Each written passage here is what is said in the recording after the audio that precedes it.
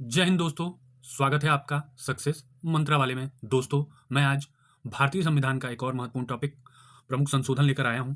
तो आइए शुरू करते हैं आज का टॉपिक, प्रमुख संशोधन। कोई भी संविधान कितना भी सोच समझकर क्यों ना बनाया जाए, उसमें समय काल एवं परिस्थितियों के अनुसार संशोधन करना ही पड़ता है। भारतीय संविधान नम्यता एवं अनम्यता का मिश्रण है। इसमें संशोधन का प्रावधान किया गया। भारतीय संविधान के भाग 20 के अंतर्गत अनुच्छेद 368 में संसद को संविधान संशोधन की शक्ति प्रदान की गई है। भारतीय संविधान के अनुच्छेद 368 में संशोधन से संबंधित निम्न दो प्रक्रियाओं का उल्लेख किया गया है।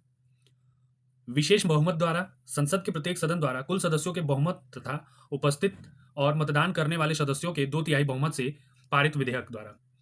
बी क्या है? संसद के विशेष बहुमत और राज्य विधानमंडलों की स्वीकृति से संशोधन। संसद के दोनों सदनों के विशेष बहुमत तथा कम से कम आधे राज्य के विधानमंडलों की स्वीकृति से संशोधन, जैसे राष्ट्रपति का निर्वाचन, संघ की कार्यपालिका शक्ति का विस्तार, संघीय न्यायपालिका एवं उच्च न्यायालय आदि से संबंधित विषयों में इसके तहत संशोधन किया जाता है।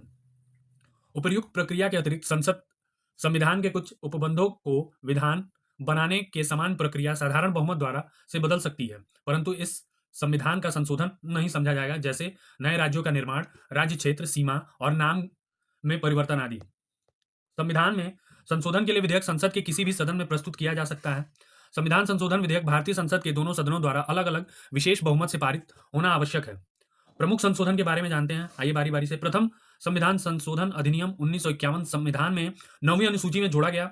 इस अनुसूची में उल्लेखित विषयों को सर्वोच्च न्यायालय की न्यायिक पूर्वालोकन की शक्ति से बाहर रखा गया है। 7वां संशोधन अधिनियम 1956, इसके द्वारा भाषा के आधार पर राज्यों का पुनर्गठन किया गया था तथा पहले की 4 श्रेणियां क, ख, ग एवं घ को समाप्त कर 14 राज्यों एवं 6 केंद्र शासित प्रदेशों में विभाजित किया गया। 10वां संशोधन अधिनियम 1961, दादर और नागर हवेली को भारतीय संघ में जोड़ा गया। 11वां संशोधन अधिनियम 1961, राष्ट्रपति या उपराष्ट्रपति के निर्वाचन को निर्वाचक मंडल में रिक्तता के आधार पर चुनौती नहीं दी जा सकती। आइए चलते हैं आगे। 12वें संशोधन अधिनियम 1962, गोवा, दमन एवं दीव भारतीय संघ में शामिल किए गए। 13वें संशोधन अधिनियम 1962 के तहत इसके तहत नागालैंड के बारे में विशेष प्रावधान किए गए। 14वां संशोधन अधिनियम 1962, पुदुचेरी भारतीय संघ में शामिल। संविधान के अनुच्छेद 239 क को जोड़कर गोवा, दमन एवं दीव, पुदुचेरी के लिए विधानमंडल एवं मंत्रिपरिषद की व्यवस्था करने की शक्ति संसद को दी गई।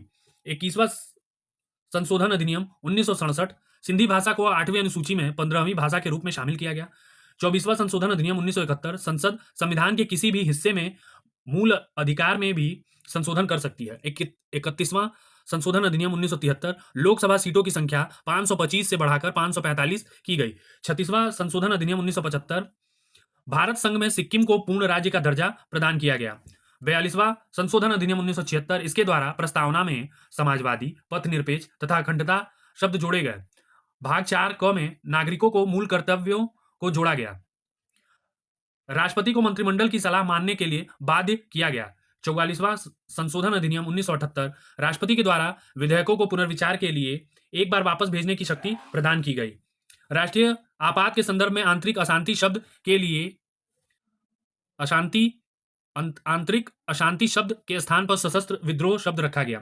संपत्ति के अधिकार को प्राप्त मूल अधिकार का दर्जा समाप्त कर इसे विधिक अधिकार का दर्जा प्रदान किया गया। राष्ट्रीय आपात के दौरान अनुच्छेद 20-21 द्वारा प्रदत्त मूल अधिकारों को निलंबित नहीं किया जा सकता। 92वें संशोधन अधिनियम 1985, इसके तहत संसद एवं राज्य विधानमंडल के सदस्यों को दल बदल के मामले में अयोग्य घोषित करने की व्यवस्था है। इसके लिए 10वीं अनुसूची को जोड़ा गया। 58वां संशोधन अधिनियम 1987, संविधान का प्राधिकृत पाठ हिंदी भाषा में उपलब्ध कराया गया। 61वें संशोधन अधिनियम 1988, नागरिकों के मतदान करने की न्यूनतम आयु को 21 वर्ष से घटाकर 18 वर्ष किया गया। 69वां संशोधन अधिनियम 1991, संघ शासित प्रदेश दिल्ली को राष्ट्रीय राजधानी क्षेत्र का दर्जा प्रदान किया गया। इसके अलावा दिल्ली के लिए 70 सदस्यीय विधानसभा की व्यवस्था की गई। 17वां संशोधन अधिनियम 1992, राष्ट्रपति के निर्वाचक मंडल में राष्ट्रीय राजधानी क्षेत्र दिल्ली तथा पुदुचेरी की विधानसभाओं के निर्वाचित सदस्यों को भी शामिल किया गया। 71वें संशोधन अधिनियम 1992, कोंकणी, मणिपुरी तथा नेपाली भाषा को 8वीं अनुसूची में शामिल किया गया। आइए चलते हैं आगे।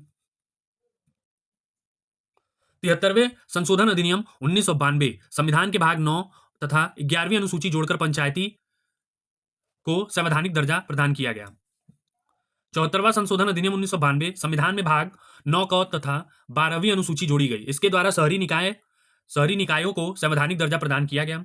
84वां संशोधन अधिनियम 2001 लोकसभा और राज्य विधानसभा सीटों के पुनर्निर्धारण पर वर्ष 2026 के पश्चात होने वाली जनगणना के सुसंगत आंकड़े प्रकाशित होने तक रोक।